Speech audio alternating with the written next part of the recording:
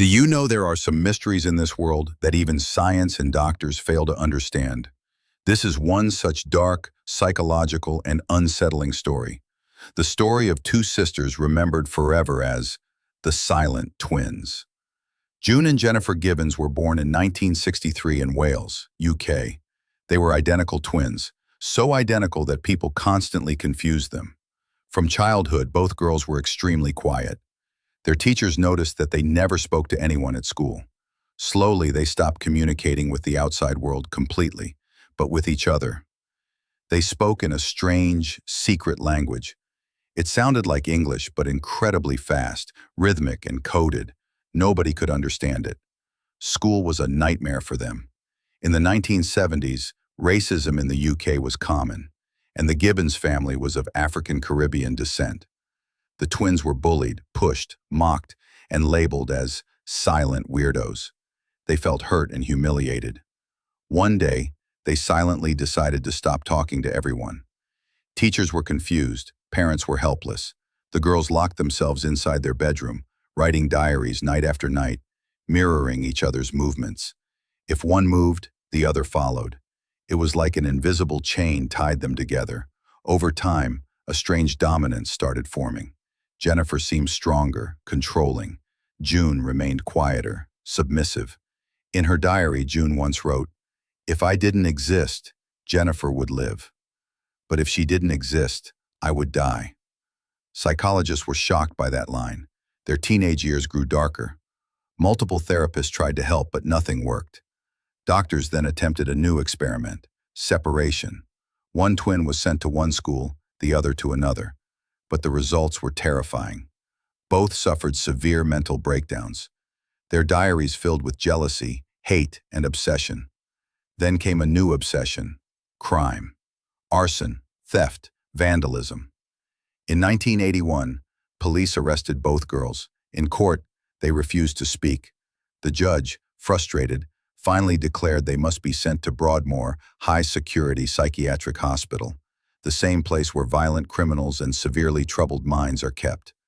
Therapeutically, it was the worst possible decision. 12 years. 12 long years they spent there.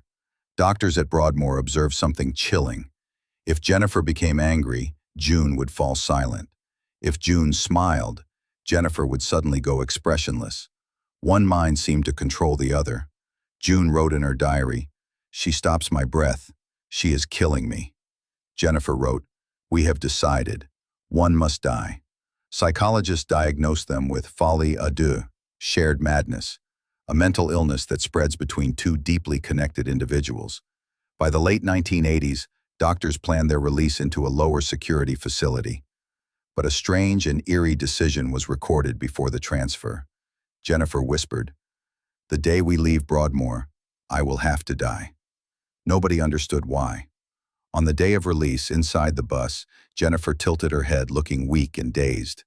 As they left Broadmoor's gate, her condition worsened. At the hospital, Jennifer collapsed and died. The autopsy concluded acute myocarditis, sudden heart inflammation with no clear cause. No poison, no drugs, no infection. Science was confused. The most shocking part? Just hours after Jennifer's death, June began speaking normally. She talked, laughed, responded like she was never silent before. Doctors were stunned. It was as if someone had lifted a heavy weight from her soul. After Broadmoor, June was moved to a lower security unit and later allowed to live independently. Today, June lives quietly in a small town in Wales. She rarely gives interviews, keeps a low profile, and sometimes writes privately. People once asked her, "Are you free now?" June smiled softly and said, "Yes, but she's always with me."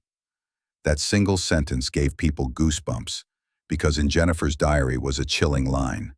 "One day, I will die. And when I do, June will speak." And that's exactly what happened. To this day, psychologists don't know what really caused twin telepathy, spiritual dependency, check psychic dominance, checkmark shared delusion. No one has answers. Archives are sealed, diaries locked away. In psychiatric textbooks, this case remains one of the most disturbing examples of twin identity disorder. Was it love? Was it jealousy? Or was it the impossibility of existing separately? Maybe this mystery will never be solved. Jennifer died on March 9th, 1993, and June still lives, quiet and calm, as if half a soul is still out there somewhere. When people say, "Why don't you forget her?" June replies, "How can I? She was my voice," and that is the truth behind the silent twins. Not two minds in one body, but two bodies sharing one soul. Thanks for watching. See you in the next video.